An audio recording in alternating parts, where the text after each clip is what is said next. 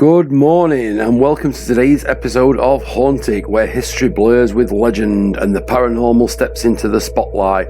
I'm your host Nick Tyler, the author of Haunted Yorkshire, and today I am very excited. Whee! I have three real passions in my life that I enjoy so much. Firstly, the paranormal. Yay! Next up, Sheffield United Football Club. Ooh. And finally, roller coasters. Yay! Okay, quiet down you lot. So when I read today's story that landed on my desk, I realised we've got 2 out of 3. We are just one blade shirt away from a perfect hat-trick. Excuse the pun. So in today's episode, we are venturing down south, as the Cockneys like to say. Thorpe Park, which opened in 1979 and quickly became one of England's most thrilling attractions. We all know the park for rides such as Stealth, The Swarm, Colossus. But what many people don't realise is that beneath all the adrenaline and laughter lies a much darker tale. This story was written by Hauntic contributor Lauren Campbell, who delves into one of Thorpe Park's creepiest legends.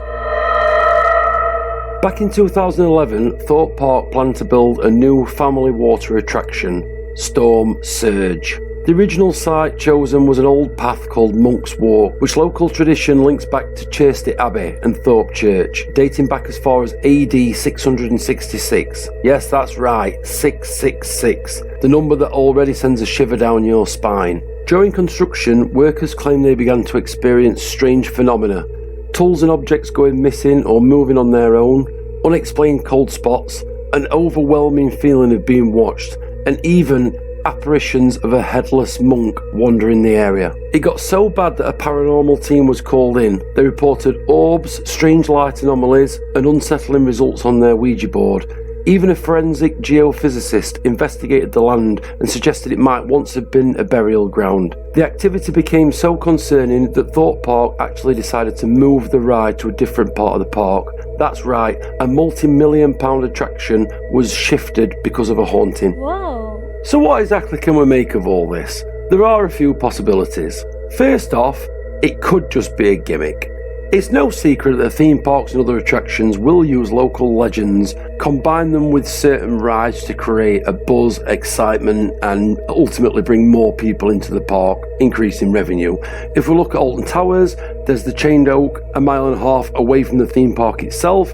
When they built the ride Hex, they combined the ancient legend of the Chained Oak, which we will go into in another video, with the ride itself. Then we look at paranormal possibilities. It could be a residual haunting.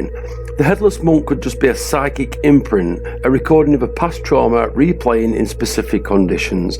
This would come down to the stone tape theory, something again that we'll go into in a later video. Disruption of burial grounds is another possibility. Many haunting legends begin with disturbed graves. Whether psychological suggestion or genuine spiritual unrest, construction often seems to awaken something within the ground. This is something that's reflected in many cultures around the world. And finally, collective suggestion.